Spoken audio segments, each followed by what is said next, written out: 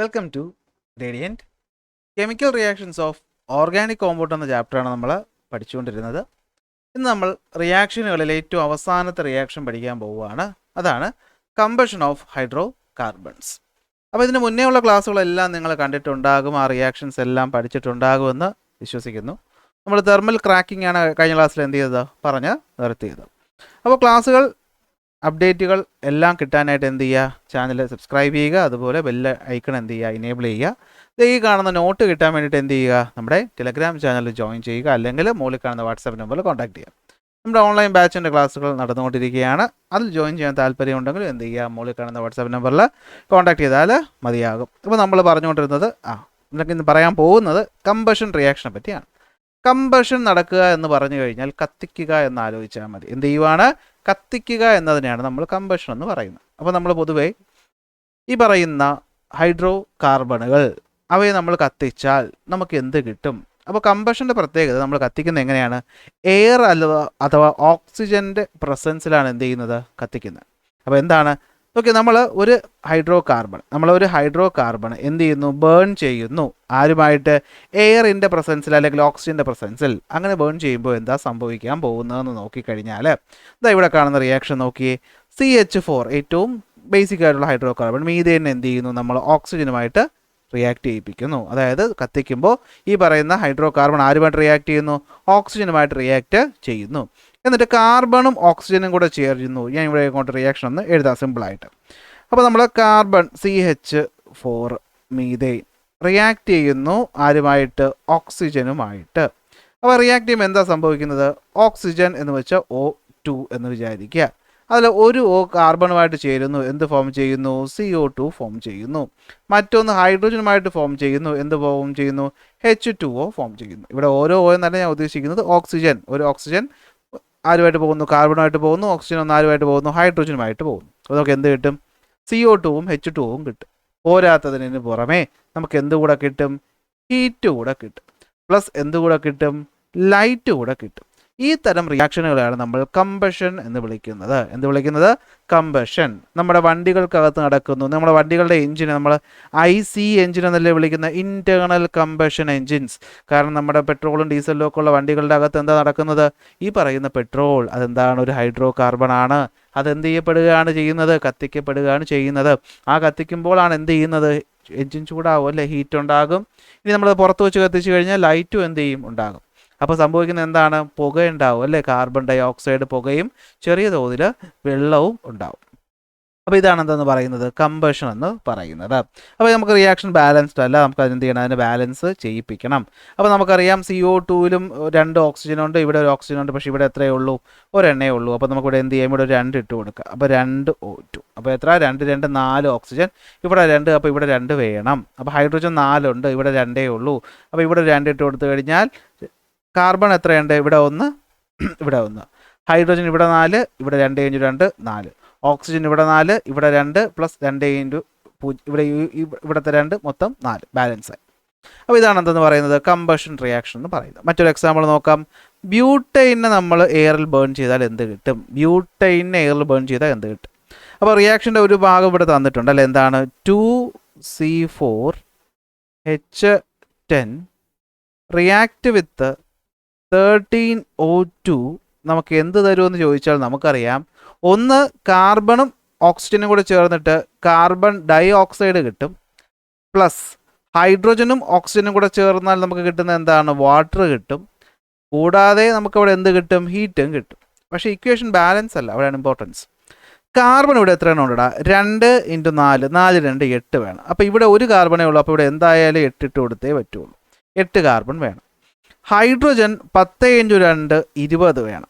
അപ്പോൾ ഇവിടെ എന്ത് വേണം, നമ്മൾ 20 ഇട്ട് കൊടുക്കും. നമ്മൾ എന്തിവിടെ ഇട്ട് കൊടുക്കും, 20 വേണ്ട, 2 കിടക്കയല്ലേ, നമ്മളിവിടെ എന്തിട്ട് കൊടുത്താൽ മതി, 10 ഇട്ട് കൊടുത്താൽ മതി. 10 × 2 20 കിട്ടും. ബാലൻസ് ആയോ നമുക്ക് നോക്കാം.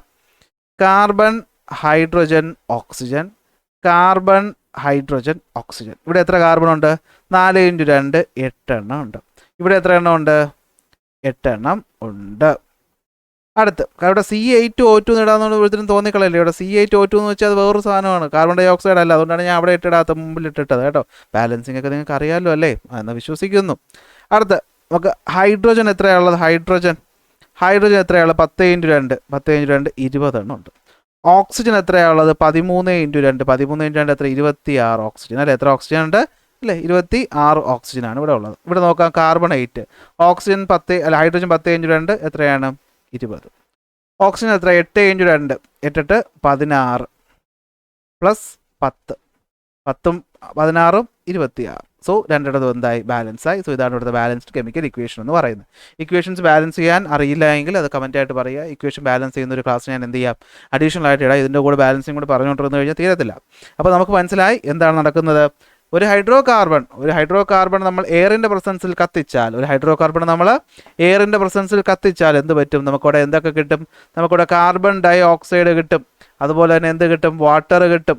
അപ്പോൾ നിങ്ങൾ ചോദിക്കും നമ്മുടെ വണ്ടികളൊക്കെ കത്തിക്കുമ്പോൾ വണ്ടിയുടെ പുകക്കുഴലിൽ നിന്ന് പുക പോകുന്നതല്ലാതെ വെള്ളമൊന്നും പോകുന്ന നമ്മൾ കാണാറില്ലല്ലോ സാറേ എന്ന് ചോദിച്ചാൽ അവിടെ അത്ര കംപ്ലീറ്റ് ആയിട്ടുള്ള നല്ല കമ്പഷൻ നടക്കുന്നില്ല എന്ന് തന്നെ പറയേണ്ടതായിട്ട് വരും. നല്ല ഹൈലി എഫിഷ്യൻ്റ് ആയിട്ടുള്ളൊരു എഞ്ചിനാണെങ്കിൽ അവിടെ എന്ത് പറ്റും ഈ പറയുന്ന കാർബൺ ഡൈ ഓക്സൈഡും അതുപോലെ നീരാവിയും ഒക്കെ നമുക്കിവിടെ കിട്ടേണ്ടതാണ്. പക്ഷേ അത്രത്തോളം എഫിഷ്യൻ്റ് അല്ല നമ്മുടെ സാധാ IC എഞ്ചിനുകൾ എന്ന് മനസ്സിലാക്കുന്നതായിരിക്കും ഏറ്റവും സിമ്പിൾ. അവിടെ നടക്കുന്ന എന്തല്ല അത്ര കംപ്ലീറ്റ് ആയിട്ടുള്ള കമ്പഷൻ അല്ല.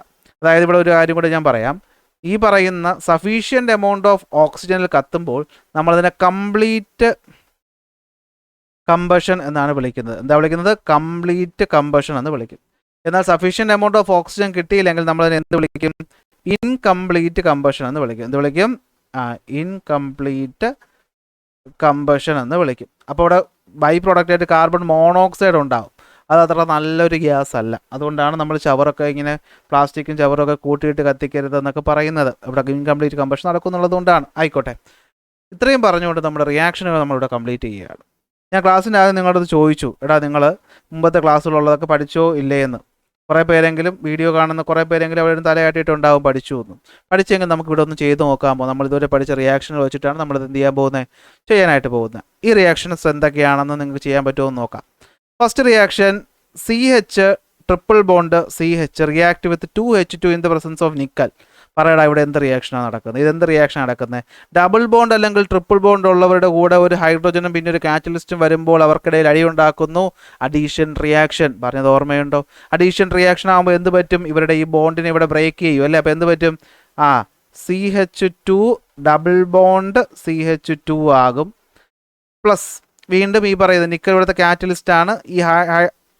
ഈ ഹൈഡ്രോജൻ എന്ത് ചെയ്തു ഇവിടെ പോയിട്ട് ചേരുകയാണ് ചെയ്യുന്നത് അല്ലെ. ഹൈഡ്രോജൻ ഇവിടെ പോയിട്ട് ചേരുകയാണ് ചെയ്യുന്നത്. ഓക്കെ, ഇത് വീണ്ടും എന്ത് ചെയ്യും അടിയുണ്ടാക്കിപ്പിച്ച് എന്ത് പറ്റും CH3 സിംഗിൾ ബോണ്ട് എന്തായിട്ട് മാറും CH3 ആയിട്ട് മാറും. ഇതാണ് ഇവിടെ നടക്കുന്നത് അഡീഷൻ അടിയുണ്ടാക്കിപ്പിക്കുന്ന റിയാക്ഷൻ. അപ്പോൾ ഇവിടെ നോക്കിക്കോ നമ്മൾ ആദ്യം പഠിച്ചത് എന്തുവാണ് കമ്പഷൻ റിയാക്ഷൻ. കമ്പഷൻ റിയാക്ഷൻ എന്ന് വെച്ചാൽ എന്താ ഹൈഡ്രോ കാർബൺ ബേൺ ചെയ്യുന്നു. ആരുമായിട്ട് കമ്പൈൻ ചെയ്യുന്നു ഓക്സിജനുമായിട്ട് കമ്പൈൻ ചെയ്യുന്നു. എയറിലുള്ള ഓക്സിജൻ അപ്പോൾ അതായത് ഹൈഡ്രോ കാർബൺ കത്തിക്കുന്നത് എയറിൻ്റെ പ്രസൻസിലാണ്. കാർബൺ ഡൈ ഓക്സൈഡും വാട്ടറും കിട്ടുന്നു പ്ലസ് ഹീറ്റും ലൈറ്റും കിട്ടുന്നു. അതിനെ വിളിക്കുന്ന പേര് കമ്പഷൻ.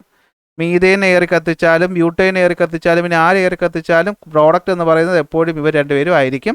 ബാലൻസ്ഡ് റിയാക്ഷൻ ഞാനിവിടെ കൊടുത്തിട്ടുണ്ട്. പ്രോഡക്റ്റ് എന്ന് പറയുന്നത് carbon dioxide water heat.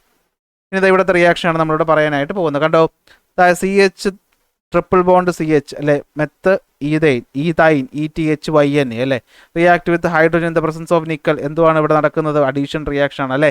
Catalytic hydrogenation എന്ന് നമുക്ക് ഈ റിയാക്ഷനെ പറയാം. നിക്കൽ എന്ന് പറയുന്നത് ഇവിടെ കാറ്റലിസ്റ്റ് ആണ്.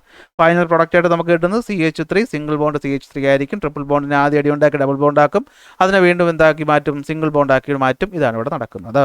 രണ്ടാമത്തെ കാര്യം CH2Cl2 plus Cl2 in the presence of sunlight അല്ലേ. സൺലൈറ്റിൻ്റെ പ്രസൻസിൽ നടക്കുമ്പോൾ ഹൈഡ്രോജനേഷൻ അല്ലേ ഹാലോജൻ എന്ത് ചെയ്യുന്നു ഇവിടെ ആഡ് ആകുന്നു. എന്താ നടക്കുന്നത് CH2Cl2. അപ്പോൾ ഇവിടെ ഒരു Cl ഇവിടെ ഒരു Cl ഇവിടെ ഒരു ഹൈഡ്രോജൻ ഇവിടെ ഒരു ഹൈഡ്രോജൻ. ഇതാണ് CH2Cl2 in the presence of chlorine അല്ലേ. Cl2 എന്ന് പറയുമ്പോൾ Clഉം Clഉം എന്ത് ചെയ്യുന്നു ഇൻ ദ പ്രസൻസ് ഓഫ് സൺലൈറ്റിൻ്റെ പ്രസൻസ് നടക്കുമ്പോൾ എന്ത് പറ്റും ഒരു Cl പോകുന്നു. അവൻ ഈ പറഞ്ഞ ഒരു ഹൈഡ്രോജനെ പിടിച്ച് പുറത്താക്കുന്നു.